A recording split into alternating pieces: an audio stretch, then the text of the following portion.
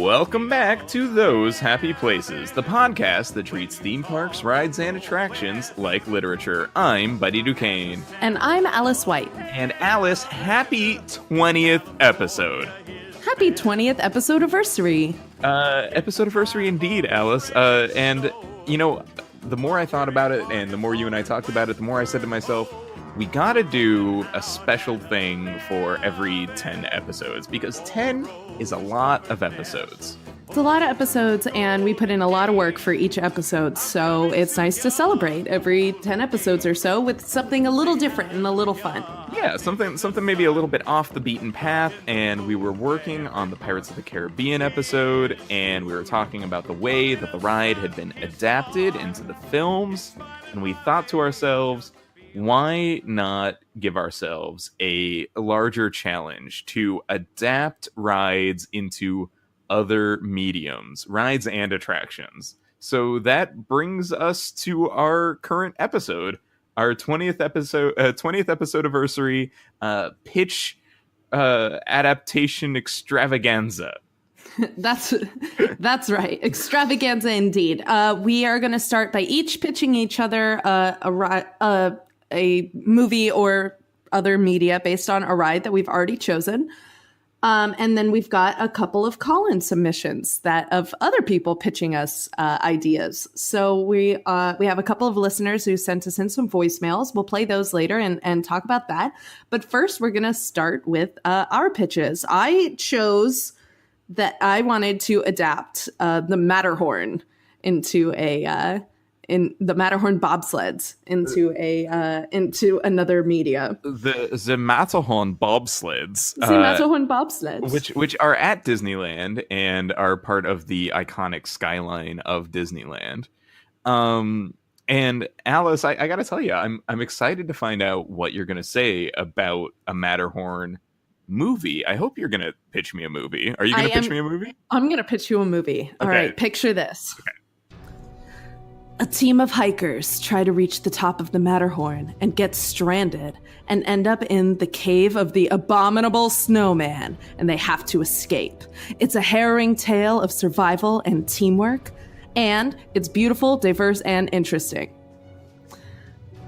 All right, I follow you so far. So these hikers go up the mountain. Where does bobsledding come into the picture? The bobsleds, I think, would come in... I didn't think that far because this is not my favorite version of this pitch. I gotta say, I wrote another one that I like a whole lot better. You're telling me that was just like draft one? That was draft one. And I was like thinking I want to make a movie about the Matterhorn that encapsulates the scary vibe of the inside of the cave. And how terrifying that I personally find the abominable snowman. I rode that ride with my eyes closed until I was like 17 years old. Let's be honest, Alice. You still close your eyes on the Matterhorn. All right. You got me. We shouldn't lie on the podcast. We should not lie on the podcast. They don't deserve that. I now ride the ride with my eyes open, but when I know we're in the part of the cave where he's going to be right in front of me, I don't look at him.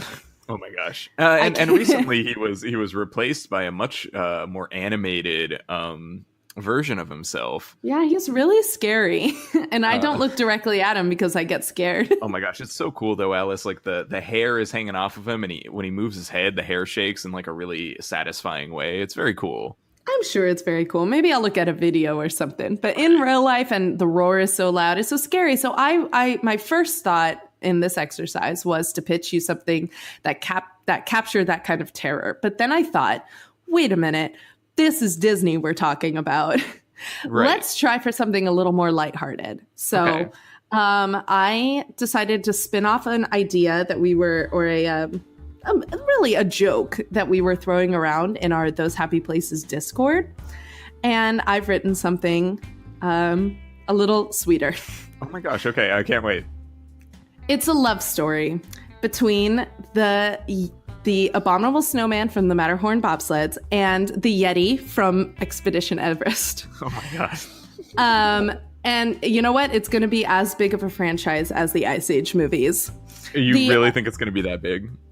Here it is. So the Abominable Snowman from the Matterhorn is voiced by Christoph Waltz. Ooh, and I know. Yeah, that's a bingo. I know, that's a bingo. So the Abominable Snowman is being forced out of his home by developers in Switzerland who are turning his home into like a ski town. They're turning the Matterhorn Mountain into a ski town, and there's going to be, as a callback to the ride, there's going to be shots of like kids going down the mountain in little bobsleds and stuff like that. He is being forced out of his home. He's no longer going to be able to live in secret on the Matterhorn. So he is going to cross the continent to meet up with his pen pal. He's got a pen pal, somebody that he's been in contact with all the way across the continent, the Yeti from Expedition Everest. And she is being voiced by Maya Rudolph. Oh, it's perfect. I know. And he's going to meet all sorts of crazy characters along the way and have close calls where he's almost spotted by humans, and maybe he starts like a couple of like Bigfoot rumors while he's on the way, you know, like people almost spotting him and they think that he's, you know, some other monster of some kind. It's going to be a funny adventure along the way. And he lands on Everest and he finally meets her in real life. And it's love at first sight, and they live happily ever after. Cue 25 sequels. This is a franchise now. Yeah, definitely. It's honestly, I think, you know, forget the Ice Age series. This is going to be as big as Shrek. Yes. And not just because there's like that monster element where like monsters in love, but like really like the next one is about their wedding and all of the monsters that get invited to that, and then like the next one is about like their kids and like dealing with fatherhood and motherhood on both sides of the Yeti abominable, you know, family, and Shrek the Fourth with King Arthur is also a thing you could riff on, I'm sure. I'm sure. Yeah, so that's yeah, you got it. You're picking up what I'm putting down. This is exactly what I imagined, and they would be animated really adorably, but not so cartoony as like the current. I think there's an Abominable Snowman movie about to come out. Oh yeah, Smallfoot. Yeah. Yeah, Zendaya played Michi in that. Yeah, so I knew you knew what I was going to talk about because I know how much you care about Zendaya as Michi. Right. And but it wouldn't be so bubbly and cartoony as that. I'm thinking maybe just a little more hyper realistic, maybe a little closer to I'm thinking maybe like the Big Friendly Giant style, like that, sure. Like maybe it's this animated mixed with real life kind of feel where it's like a heartwarming tale of this abominable snowman crossing an entire continent to meet with his pen pal, who I think they send messages back and forth with like birds or something, and it would be really cute. And they're best friends, and they think they're going to be best friends, but really they're falling in love along the way. Oh my god! And that's my pitch for you. Well, Alice, I need like one more detail. Okay. Our abominable snowman, played by Christoph Waltz, needs a sidekick. Like, really needs a sidekick. And of course. I can't decide if that's like a human, like a well-meaning, like Swiss guy. Like who's like, oh yeah, we'll get you there. I can't do a Swiss accent. Could you do a Swiss accent? No, I'm not even gonna try. But that's why I cast Christoph Waltz, of course, because his accent would be beautiful. Right. Okay, I think that maybe a well-meaning Swiss guy, or maybe just like a really... I think he's got to be an incredible hiker of some kind, because he's got to go from Matterhorn all the way to Everest. He's got to be able to hike up. Maybe he's or she's like a human sidekick who has climbed the Matterhorn so many times and gotten to know the Abominable Snowman is like a buddy. And is like, oh, I'm gonna help you, find a new habitat, and walks with him all the way across the continent. I think that could be cool. a human that's able to help hide in places and exactly. That gives us a lot of opportunities for hijinks and like, oh, get down, Abominable. You gotta this hide. is just my very large dog. And Abominable could be like, I will not bark. Yarf, yarf. How does those people think dogs sound? I could not begin to tell you. Okay. But yeah, exactly. Yeah, I think that would be a nice touch, a nice human touch for the human audience. I agree, and I'm thinking like Act 1. You might be thinking like the movie is going to be like save the Abominable Snowman from these developers. It's going to be like one of those movies where it's like, oh man, those greedy developers, and the Abominable Snowman's going to be like, I'm misunderstood. But then like actually that all gets resolved and the Abominable Snowman just gets kicked off the mountain. And then Act 2 and 3 is the journey. Exactly. I'm glad that you have a handle on this and that you're as into it as I am. Yeah, for sure. I want to get those two lovebirds together. I got one last problem though. Okay. This movie's title is Expedition Everest. Oh, absolutely. So like it's not really a Matterhorn movie. It's not really a Matterhorn movie, is it? No. I feel like maybe there's actually a movie before this one where the snowman, like we learn about the snowman and maybe the snowman and the sidekick meet. Okay, maybe that's a prequel. Maybe we put out Expedition Everest and then we put out a Matterhorn prequel. Right. So then in this one, these Abominable Snowman can spend more time being scary, and there could be like a bobsled race that he like trashes and tries to get people to leave him in his mountain alone by scaring off the bobsledders.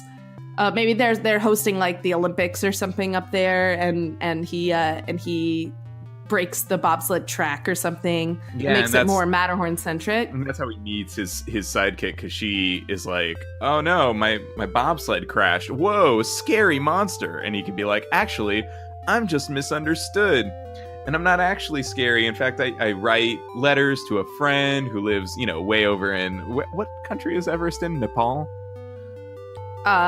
Yes. Yes. I think the base camp is. Right. And, I write letters to my friend in Nepal, and, I drink tea and stuff. It's just I look scary. Sorry for looking scary. And then that could be like a cute little story about, not judging books by their cover.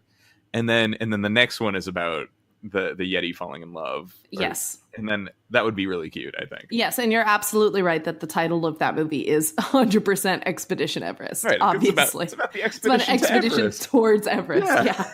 No, obviously, you're right. So really, I adapted Expedition Everest instead of Matterhorn into a movie. You really just adapted our strong mom and cold dad. Strong mom and frost dad. Right. And they really are going to fall deeply, madly in love. I think it's going to be beautiful. They're meant to be. For sure. With 25 sequels. And each of them, they grow happier, I think. Yes. There's never going to be a sequel where it's like, oh, their romance is struggling. No, I hate that trope. Yeah, that is not allowed.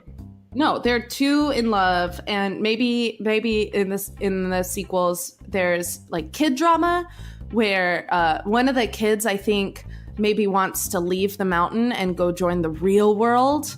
But the drama is trying to make sure that the kid keeps their lives secret. As monsters, they have to stay hidden from humans. Right. If they ever got found, I think that would be a good third or fourth movie. Like if they ever got found, that would cause them a lot of pain and grief and a lot of anxiety. So they gotta stop the kids, but the kids can't be stopped, right?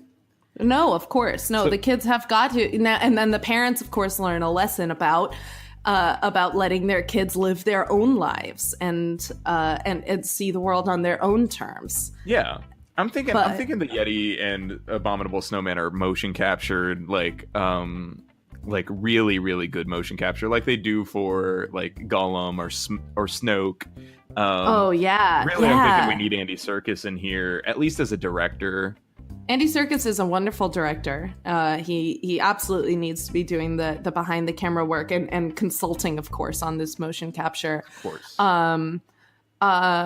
I'm realizing now that I've cast Maya Rudolph as the Yeti, even though the Yeti lives in Nepal and should be maybe Nepalese. I just really love her voice. I'm imagining her voice as the hormone monstrous in Big Mouth, Sure. in that the Netflix original Big Mouth. She just got that really robust, like beautiful voice that I think. But maybe we should find this a Nepalese actress to do it instead. That but, might be a little better, but I but think that's Maya of Rudolph course is a good something idea. to. She's always a good choice, I think, for voice acting. She's very versatile. I think it's something to workshop maybe for future, maybe for the kids. Maybe definitely. Yeah. Well, Alice, this is a franchise. This is cut print. Hey Disney, that one's not free. Hey Disney, hire me. Hire us, because that's the sort of quality content you get. Because if you've got a movie kicking around at Walt Disney Studios right now, that's like it's a team of hikers that get lost and scared by a snowman. It's not gonna be a franchise. Sorry, that's not going anywhere. No, you might get one movie out of that, and it's a horror film. And Disney, I don't think you have dabbled in horror film, or maybe they should dabble in horror films. I mean, maybe. There's room for it in the canon. I think you could definitely go full scary monster with it, but it's just not as interesting. No, I'd like to see another big cartoon franchise like Ice Age that has the heart and the dynamic characters to hold together. Yeah, like a whole bunch of movies. Right. And Alice, unfortunately, this franchise is going to have to wait a couple of years because Smallfoot really does kind of own the whole Bigfoot thing right now. Yes. But we'll get there. People will forget Smallfoot. Well, and you get Disney and other animated studios putting out parallel films all the time. We've got, Bugs Life and Ants came out really close together. There was... I'm thinking about Happy Feet and Surf's Up. Happy Feet and Surf's Up. That's it. That's the other example I was thinking of. Penguins. And Finding Nemo and Shark Tale. Finding Nemo and Shark Tale came out really close together. Yeah, but Disney never plays second fiddle in those. They're always the first one to the punch. Okay, so that's my pitch. And my contribution to this pitch extravaganza. Buddy, why don't you go ahead and give me your pitch? All right, Alice. So for this episode, I have gone ahead and selected the classic Disneyland attraction, Big Thunder Mountain Railroad. And this one is very near and dear to my heart. I've been tossing this one around for years, bouncing it off of people. I've written a spec script. I've pitched it to Disney. They're not taking my calls anymore. It's been quite the wild ride. And for Big Thunder Mountain, my pitch is really simple. I'm gonna break it down to you. Here's the tagline. If we were caught in an elevator that we only had to go one floor, this is what I would tell you. All right, give me that elevator pitch. It's Fast and the Furious, but with trains. And it's also kind of Speed Racer. Okay. Okay, so... I have a handful of questions. Okay. I guess we'll start with, if we were on an elevator going up several floors, Right. What's the longer version of that pitch? So, it's... Big Thunder Mountain is a former mining town, but the well... Not the well. What do you call the vein? The thing that they were mining dried up. There's no more mining happening there. And in an effort to stay relevant, the town of Big Thunder decided that they would take these minecart tracks and because there were two tracks, there was one going down and one going up because they were so prosperous, right? Uh-huh. They would take these parallel minecart tracks and they would race trains down them, and that's how they started this kind of spectacle. And trains back then were like the fastest things you could get going. So it was kind of like NASCAR, but in a cave, and trains. And our hero is this young kid who just wants nothing more than to become a train racer. Okay. And his dad is a famous engineer who builds trains and like develops new kinds of engines and stuff. And he's like, "Come on, Dad, you gotta let me become a racer." And his dad's like, "No, Junior. Ever since what happened to your brother on Big Thunder Mountain, our family swore off train racing. Like, we'll build them, but we'll never drive them again." And but more cowboy voices and less my voice. Sure. So he's like, "But Pa, it's the only thing I want to do." And you can't stop the kids, right? So he sneaks into like an underground train race because like Big Thunder is like the championship, but there's like other smaller races. So he gets himself an engine. He like steals it from his dad, and he gets it onto a track, and he goes to a secret underground train race. And it's like that scene in Fast and the Furious. Like everybody's trains are all lined up and everybody's hanging out on their trains and talking about how cool their trains are. And the thing is, when you race a train, it doesn't have like cars behind it. It's just the engine on these little tracks. So it's like really dangerous. You could tip it over or take a turn too fast, and you got to be working the brake and also making sure the engine gets enough fuel and all this. So it's like a really engaging, like physical activity that you watch these characters do. So, he gets into a train race and he gets all set up, and there's this guy and he's like, "Whatever, kid, you don't know how to race trains." And he's like, "Watch me." And they race, and he wins, but like the other guy gets all mad and like beats him up after. So he comes home and he's all bloody and he's like, "Pa, I shouldn't have raced trains." And he's like, "Actually, your brother would have wanted you to race trains." And he's like, "Oh, Pa." And then they like race trains together. But then there's like this mysterious ghost train racer who like if he shows up, like watch out, because like wears a mask and everything. You don't know who he is. Right. He just kind of like disappears they call him the Ghost Train Racer X. And you cannot. Yeah, I can. So if the Ghost Train Racer, they say that he can like go through walls and things, and he can do things that nobody else can do. And they say that his train doesn't even need to run on tracks. Whoa! Right, it's very spoopy. So like the dad develops like a new engine, and it's like bigger and better than any engine. And he's like, "This year we're gonna race Big Thunder," and they do.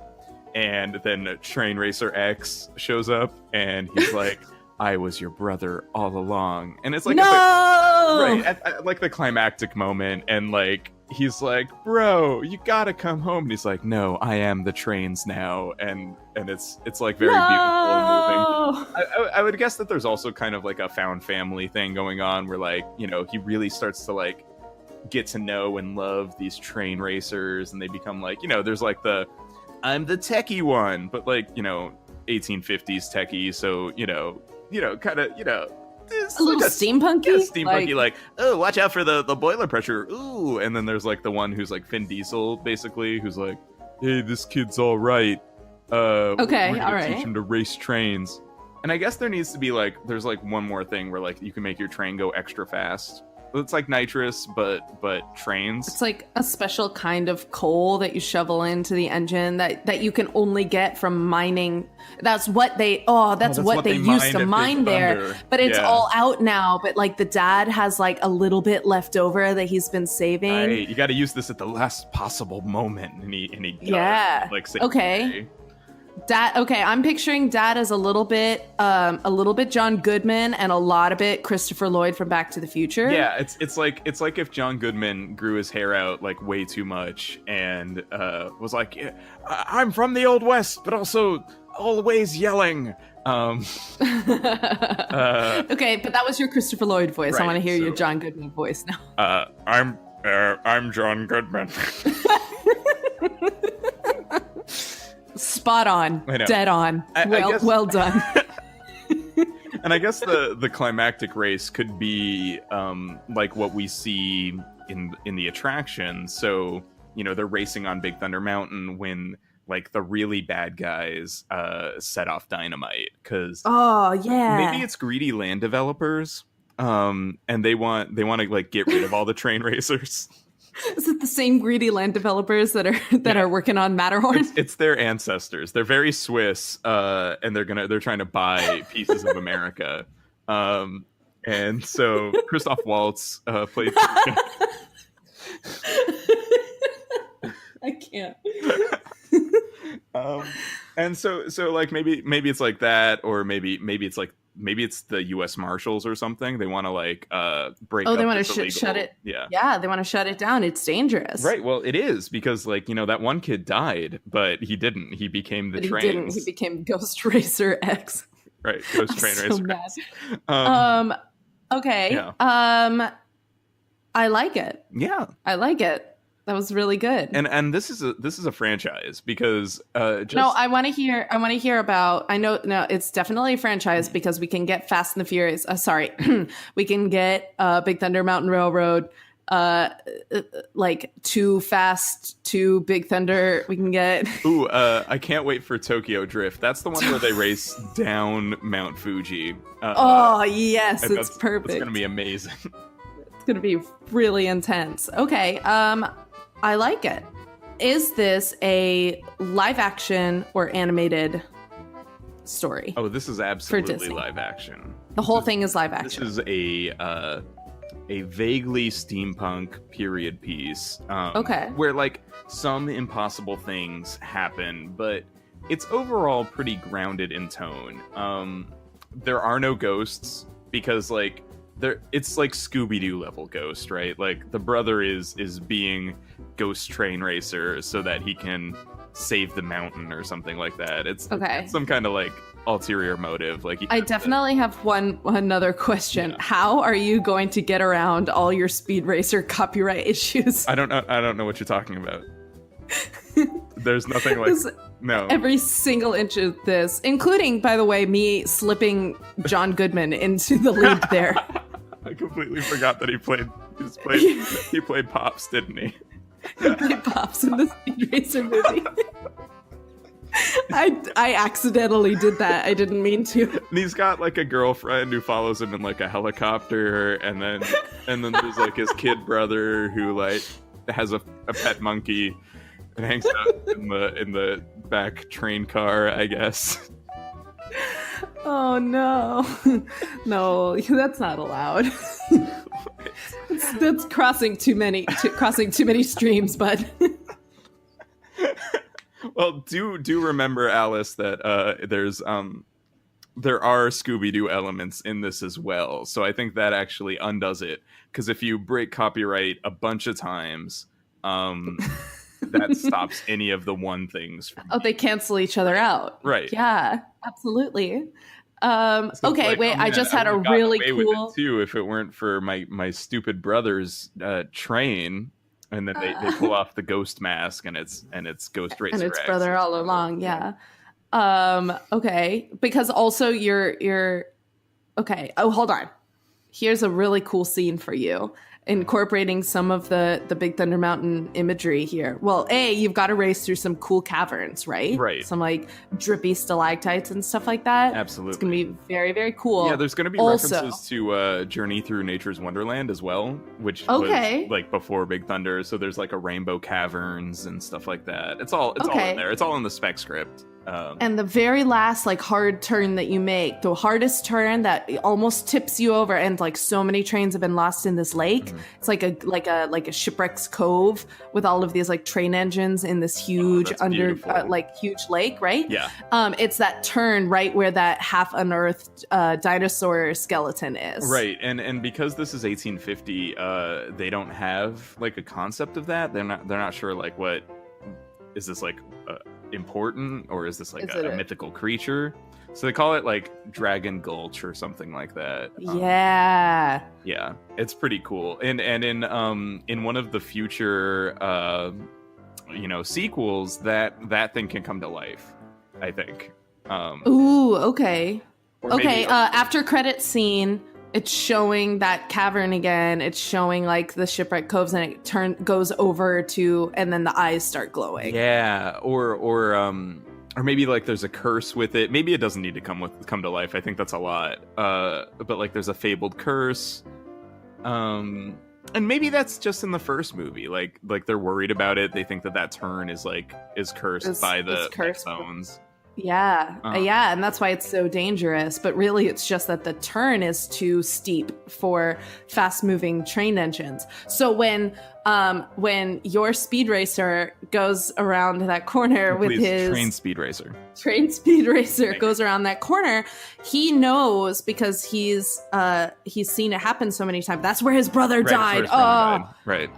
So he's seen that, and he climbs up there maybe, and he like does some measurements, and he figures out how steep it is. So he builds like a miniature version in his house, and he's like, how fast can you go to take that turn? Yeah. And he figures out exactly. And then he makes that turn, and that's when he throws in the special coal, and then he could speed out of that turn. Oh my gosh. So like a bunch of people pass him, and a few people even like wipe out, and then he's like, yeah. And he's like, okay, hold on. Just what? Like he counts down the seconds. 3, 2, 1. Throws in that coal. Right. Boom! He goes so fast. It's like a story about like the triumph of science over superstition.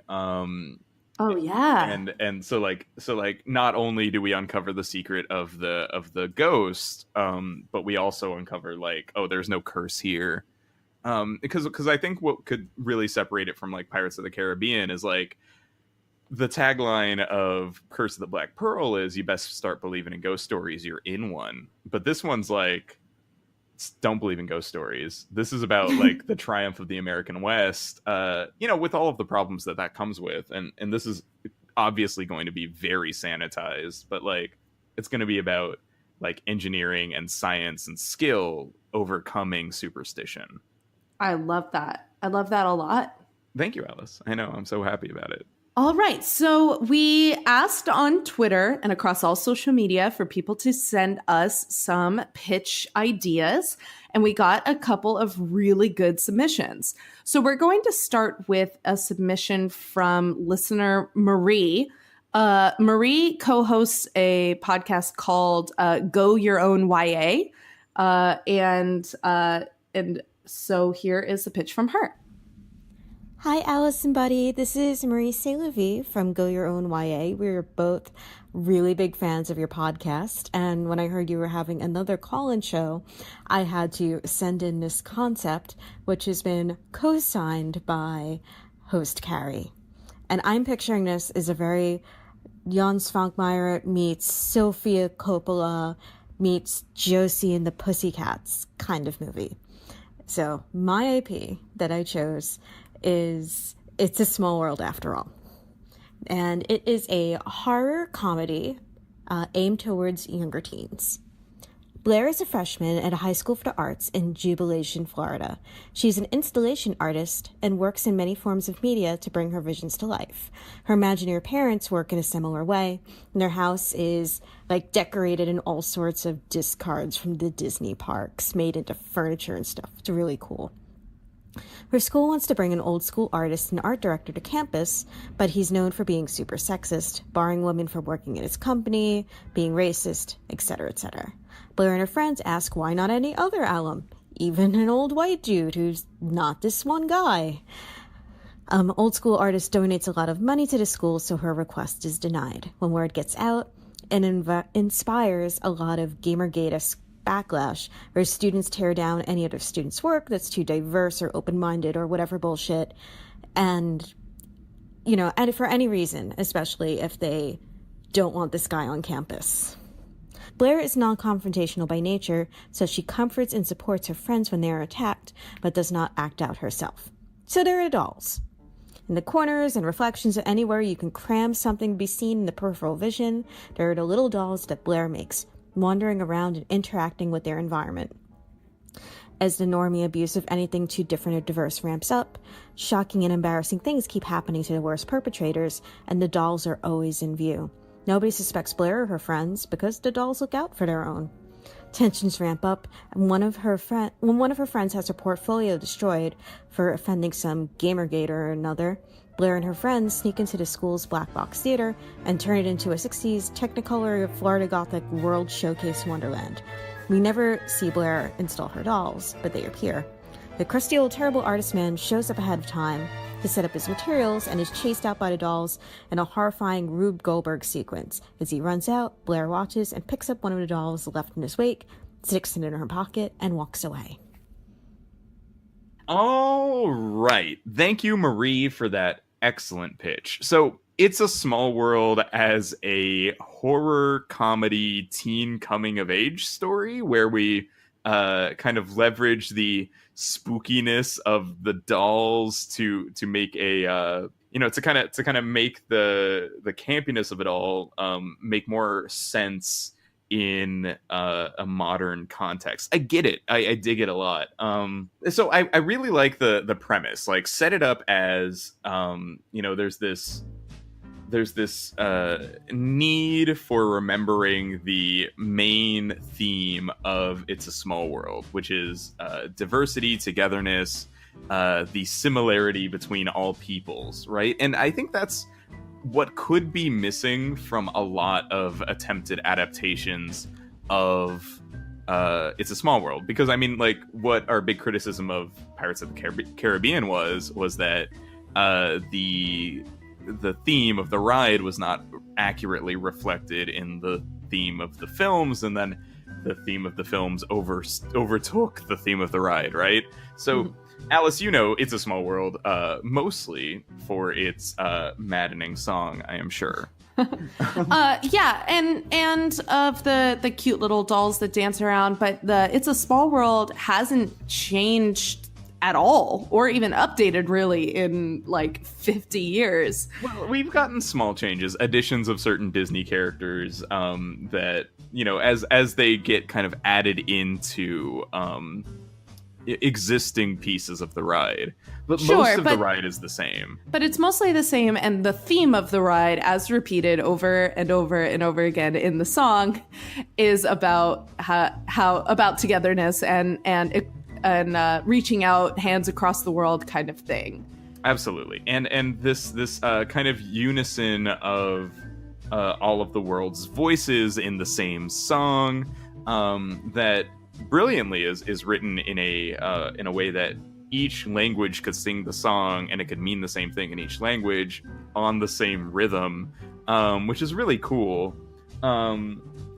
That message of like acceptance and diversity and of, bringing everybody together for the good of all mankind, rubbing up against somebody, say, who is regressive in that political sense, is a good idea for a conflict of a movie. I had an idea while I was listening to your pitch that it reminded me a little bit, this kind of like singular villain character who is directly opposing our young teenage coming of age heroes. My mind immediately flashed to, for some reason, the movie Big Fat Liar, starring Frankie Muniz and Amanda Bynes.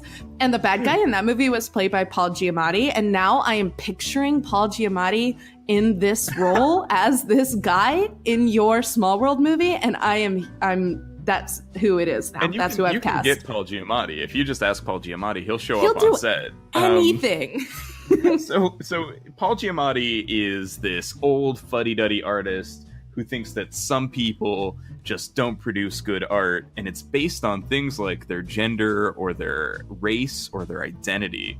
And that makes him a cartoonish supervillain, and it also makes the underlings that he kind of gathers into his clique also cartoonishly evil. But that's good, I think, for a teen drama. Especially one that's being made by Disney. If we're assuming Disney's making this as a Disney property. Right. Sticking to kind of over-the-top supervillains like that is pretty good for them, I think. Yeah, and it's definitely par for the course. So the kind of conflict then is, that's not what art is about. Art is about unifying and being creative and also being yourself at the same time and kind of bringing what you've got to the table and pushing up against this Paul Giamatti and this kind of regressive politics that we see, way too often these days. So I think it would be kind of radical for Disney to take that tack on a film. It might be too radical for Disney, if I'm being honest about Disney's politics. Because, you know, they try to stay neutral, and neutrality just won't cut it in this pitch, right? They can't just be like, art good, bad people bad. They really need to go for it on this. Yeah, they need to step on that gas pedal and really, really stick it to the man, which I don't see Disney doing, but I would, if they did it, I'd go see it 150 times in theaters. Right. No, it would be an achievement. I'm not saying Disney's neutrality is a positive part of their corporate philosophy, but you know, it does it jive. And the other thing that I think might be a little tough for Disney is the kind of scary horror aspects. Because what I like the dolls showing up to kind of be like guardian spirits of you know, this ideology, this good positive feeling about people being together and being united. I like that. But I think if you're talking about making this movie for real, Disney would be like, oh no, the dolls can never be scary. No, the dolls would be a little bit more like Toy Story rather than over anything else. The dolls would get individual personalities and voice actors and be like, we've got to save our girl, like that kind of thing. Right. And those little scenes, I think, actually could end up not being very effective, but sound exactly like what Disney might make. Buddy, because I just don't see it working. Buddy, I have something for you for this that just flashed into my mind on how to make it, how Disney could make it, because Disney, I think, is associated, correct me if I'm wrong, or delete this if I'm wrong, but I think Disney is associated with this. It would work exactly, perfectly, and even like Oscar award winning if it was a Hayao Miyazaki film. Oh my God. That was the missing link, Alice. It's now a Studio Ghibli film by Hayao Miyazaki. It is now a, like, if Spirited Away and like The Secret Life of Ariete, it's like these films combined. The dolls are actually literally spirits. They don't need to talk now. They're just creepily floating in the background or whatever. But it's beautifully animated, and you can go with so many more risks with an animated film like this. That's so good, because Miyazaki doesn't shy away from kind of the creepiness of spirits, but he's never like, these are spooky, scary spirits. There's a way that he handles it that's so positive and like welcoming of the unsettlingness. Because the spiritual world in his films are directly meant to be like nature is on our side, so long as humanity isn't like crushing nature, right? It's like a harmony between the spiritual world and the human world that really kind of in his stories only young women can see or can channel.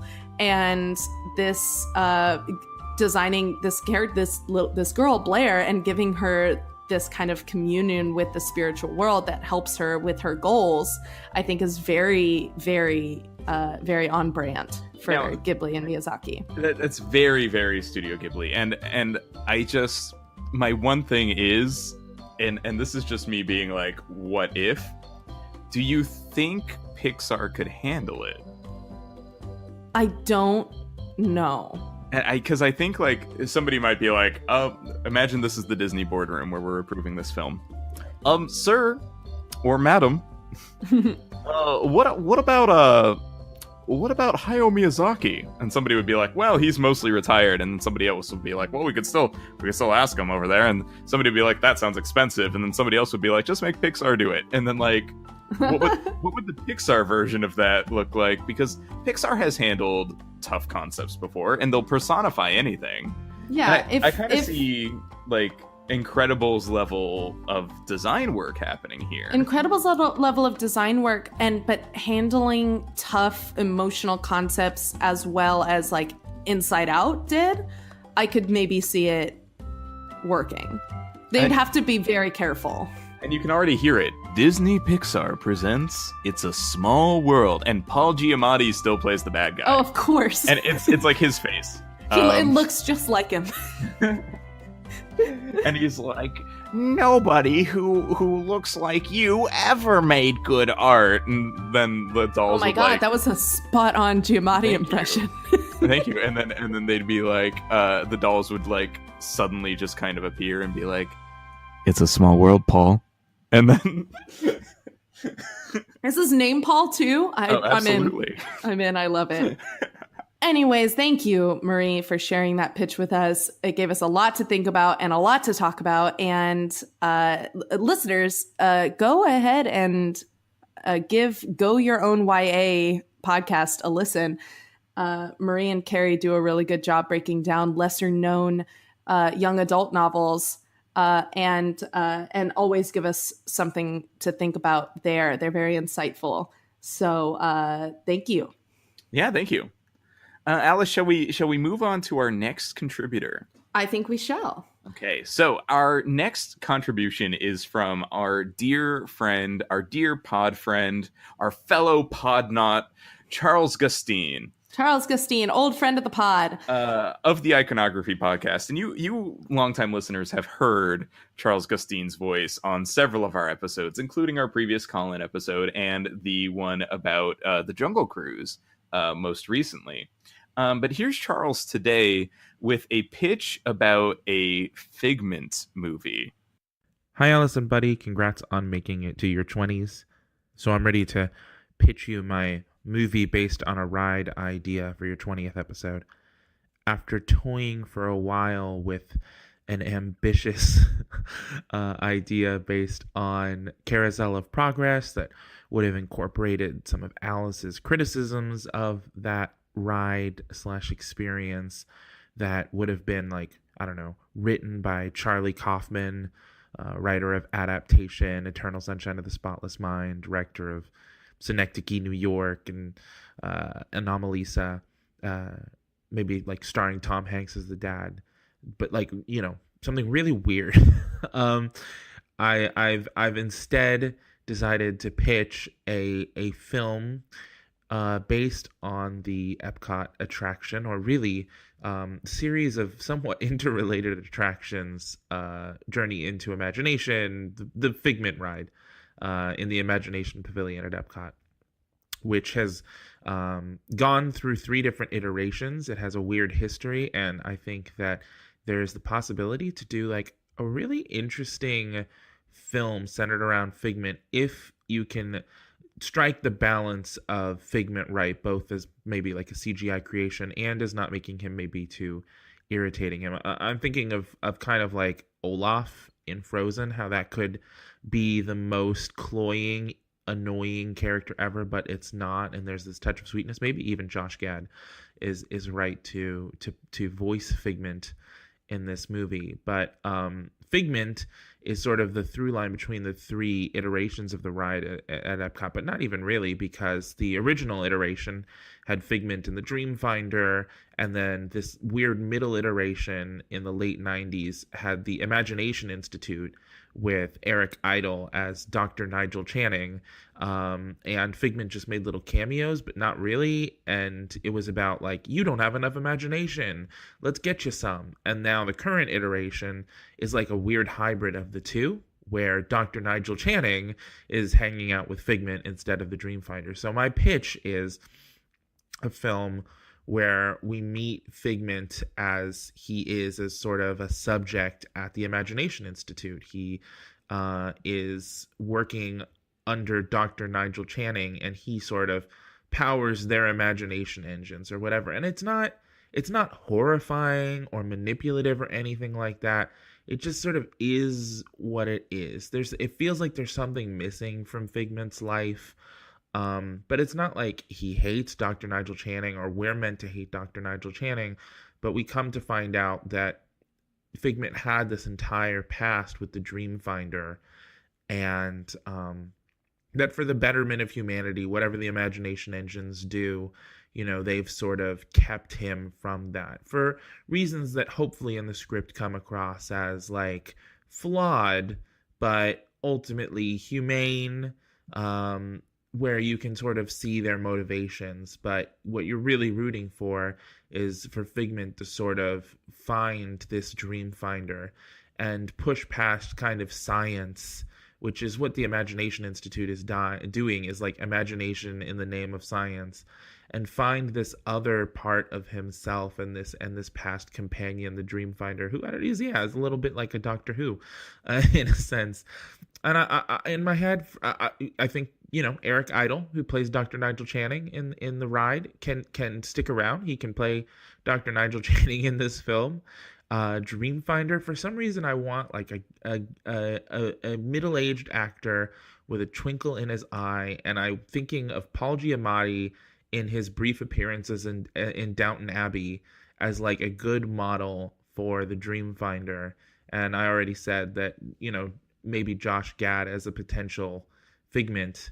And yeah, I would, if I had to give the director's chair to someone sight unseen, I don't know whether like someone like Shane Carruth, who's done Primer and Upstream Color, would make one of his once a decade films for this. So I would probably go with David Lowery, who has directed Ain't Them Body Saints, A Ghost Story, and did the wonderful Pete's Dragon remake, sort of, from 2 or 3 years ago. So yeah, that's my pitch. Thank you, Charles, for that excellent pitch. Oh my God, Charles!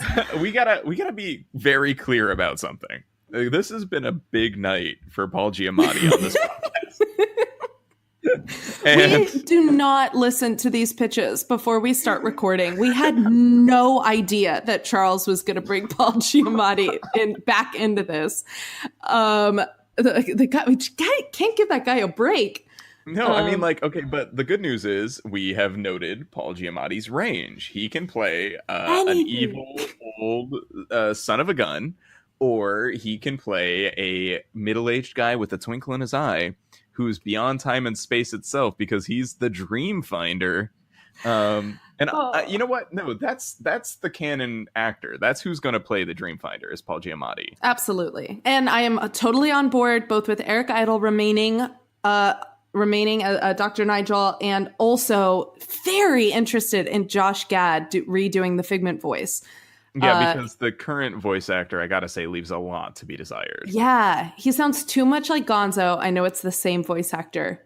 He says too much like Gonzo from the Muppets, and he's like, I almost can't understand him when he speaks. But Josh Gad has a really beautiful speaking and singing voice, and would be a really good choice for Figment, for sure. We can't rely on Josh Gad for all of our could be annoying but aren't really that annoying animated characters. But in this case, I am willing to defer to the expert. So Alice, it sounded like we kind of had the beginnings of the plot here, but I want to pitch to you kind of the rest of this movie. Okay. So we start with Charles's idea with Figment and Dr. Knight. They're working together. We've got our aesthetic. We got our directors. What do they do? Okay, so Figment and the Doctor are doing all sorts of, imagination-based experiments, and of course the imagination engines are powered up, and as a result, great inventions are being made all the time at the Imagination Institute. And, Figment loves this work, kind of being an assistant and helping people's imagination flourish. Like, this is Figment's thing. So the movie's title is Figment, right? Because Journey into Imagination just isn't going to cut it as a film title. So it's called a Figment. little much. It's about Figment. And Figment is going about his business when he remembers the Dreamfinder. And he remembers like something bad happened with the Dreamfinder. Maybe the Dreamfinder like crashed or got lost. If we're aiming this for really little kids, Got Lost is probably a good one. And Figment gets like really sad and like quiet, and things aren't going really well at the Imagination Institute as a result.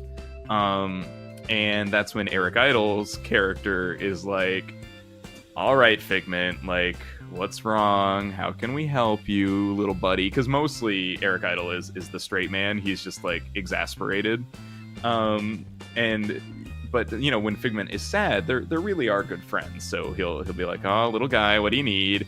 Figment will be like, "I just remembered about the Dream Finder," and they'll Spot go, on, Figment. Thank you. And they'll go on like an adventure to find the Dream Finder, because Figment can open like doors to the world of imagination. Okay. So part of it is kind of a almost Rick and Morty, like opening doors to like wacky new worlds, where they're just like falling into new worlds and like, what's going on here? Oh, here everything is made of clouds. And then like they open another door, like, oh no, Figment, where have you taken me now? And he's like, oh, here everybody speaks in rhyme all the time, and stuff like that. That's adorable. And then eventually they find the Dream Finder, and he's like in a cave and like a little haggard, and he's got like a stick, and he's like, oh, stay away from me, I don't, what Dream Finder? He's got like not amnesia, but he's given up that life. He ran out of imagination. He became disillusioned because the world was too dark, and he couldn't find great imagination anymore. And the quest is really to rejuvenate the Dream Finder and kind of give him that oomph that he needs. Bring Paul Giamatti out of his slump, and back to mischievous twinkle in his eye Paul Giamatti instead. And really just kind of fix the Dream Finder's like dream machine, that thing that he pedals around, the hot air balloon thing. And to fix that and to like get him back finding dreams, because the world's dreams are in danger or something like that. You know, it'll go like a little bit more cosmic with it by the end. But really it's about Figment kind of coming into his own, because just being a whimsical sidekick buddy isn't going to save the day here. Like Figment has to learn something about real problem solving. He can't just be like, oh, what if you imagined like a dog with wings? And Dreamfighter would be like, that's stupid. No, he has to turn it, like you said, like a more cosmic scale. He has to remind the world and himself what imagination really is good for. It's not just working in a lab, but like experimenting and trying new things and innovating and changing the world with it. Yeah, but it's not just about imagining things for imagination's sake. Like, right. It's Dreamfinder has to be realigned to be somewhere between Eric Idle and Figment, and he can walk the line. He can walk in both worlds. So Figment's like wacky fun all the time, and Eric Idle's like science, hard facts. Like, tell me an idea and then let's make it real, but only realistic things. And that's where Figment and Eric Idle like rub up against each other. So Dreamfinder has to walk both paths, and he's the only one who can do it because he is the Dreamfinder. So that's what fixing the Dreamfinder's about. I love that. It's wholesome, and it can be kind of variable. You could bring in a lot of different elements and a lot of different scenescapes. You can make it really like give it like big scale, but also like make it about the performances. There's a lot that can be done with this pitch that you've just given me. And Charles, thank you so much for submitting that. Also, I'm thinking about maybe instead it's just Primer the movie, but Figment is in some scenes. Like, just scattered throughout. Yeah, just kind of like hanging out. They're like, oh man, we built this time machine. How does it work? And Figment's like, hi, I'm your pal Figment the dragon. All right. New idea. All movies secretly have Figment in them because he's an imaginary dragon. He's just in every movie, and we just never noticed. New idea for how Figment's powers work is that if you have something that's imaginative, he can use that as a door. So like if there's a book or a movie, he can go through that. Oh my gosh. So the movie is not him popping around to different like parallel universes, like where something's made of clouds or whatever. He's popping into different movies and IPs. Yeah, and it's actually a lot more like Page Master than I thought it was. It's a Page Master movie. It's just Page Master, actually. We're just making Page Master. We're just remaking Page Master. It could be part animated and part live action, and oh my god, yes. And then Figment. Okay, so Figment pulls Eric Idle into the animated like imaginary world, and we get animated Eric Idle next to animated Figment, and then that bridges that whole like bad CG gap because it doesn't matter now. It's 2D and everybody's 2D. Everybody's 2D, and he's like, whoa, I'm animated, I'm 2D. He does like that whole where he tries to like look at the back of his arm, but he can't because he's 2D. You know? My god, you know that scene that everybody does when they become animated. Yeah, that scene. And that's really the aesthetic that I think we're going for. Is it's Page Master meets Doctor Who, basically. I love it. It's gonna be great. This movie is gonna be great. It's going to be great. It's going to be great. And it all started with you, Charles. Thank you so much for submitting it. Again, listeners, Charles Gustine hosts the Iconography podcast, which is one of our favorites. It is just an absolute masterpiece of audio listening. Go give it. And we recently had guest spots. Oh, yeah. On the episode about Salem. Yeah, we were the voices of characters from the Crucible. So I also did Sabrina the Teenage Witch for him. Yeah, so, you did do Sabrina. You did good as Sabrina. That was really good. That was really fun to do. And Charles is a doll. So everybody go listen to Iconography. So Alice, there is one more pitch. And unfortunately, our listeners must continue to listen to our voices because this is a text-based pitch from our very good friend and fellow podnot, T.H. Ponders. Yes, T.H. Ponders has actually texted me his pitch because he didn't get a chance to record it in time. So I'm going to read it to you. Okay, here we go. Roll that text. You ready, buddy? All right. This is the text I got from him. It says, 2 people writing Space Mountain and recording it for YouTube. The friend says, this ride is all dark. There's no sense in recording it. The first guy says, yeah, but you gotta do it for completion. And as they're going through the ride, the lights flash around them and they see a spaceship and suddenly a popping noise and silence. Has the ride stopped? Did they go off the rails? A light flicks on and they can't believe what they're seeing. They're actually on board the spaceship, but there's no roller coaster out the window. It's just stars and they're actually in space. 2 teenagers from the year 2018 have actually found themselves on an actual spaceship in actual space. Their shock is interrupted when they hear a voice behind them. How did you get here? Welcome to my audio drama, Lost in Space Mountain. Because the world needs more space sci-fi podcasts. I am here for it. No, this is great. This is great. Because, Alice, if I had to pitch you on a Space Mountain movie right now, no matter how I did it, I'd just be making stuff up. Like, there's no details for Space Mountain to pick apart to turn into a film. No, there's just aesthetic and nothing else. There's no like extra characters or extra bits or extra detail like what we did the other mountains. We did Matterhorn and Big Thunder. I love that he pitched a Space Mountain idea because now we're really covering all of the mountains.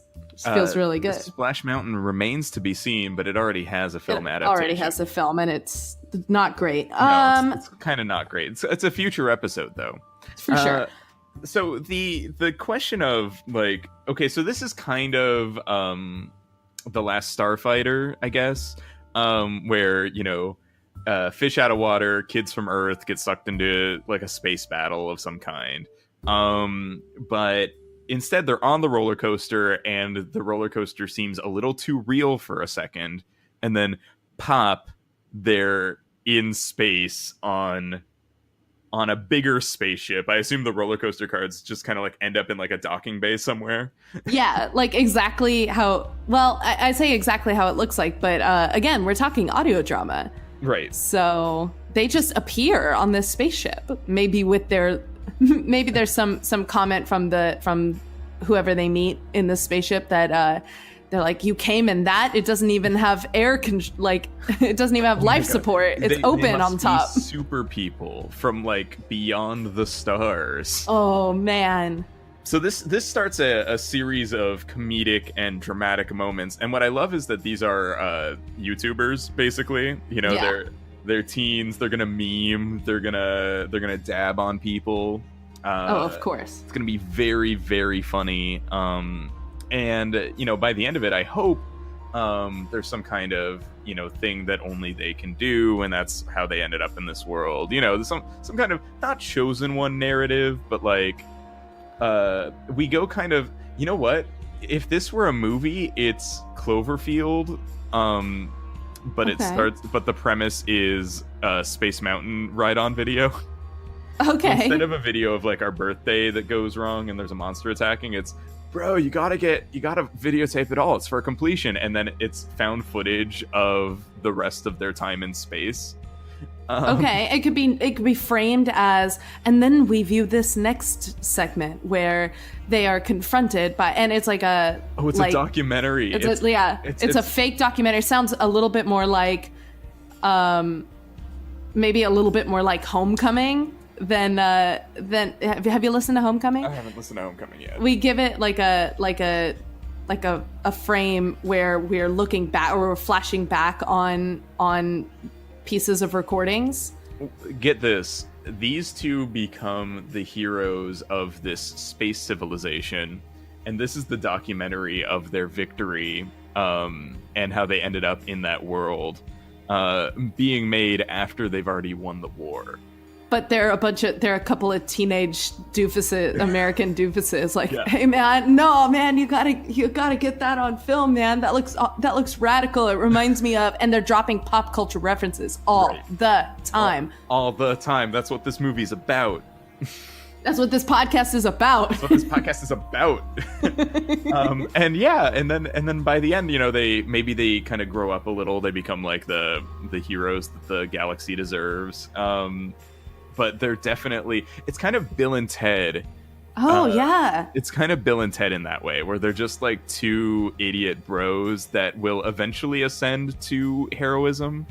But then by being dumb, kind of fail upward until they actually save the galaxy.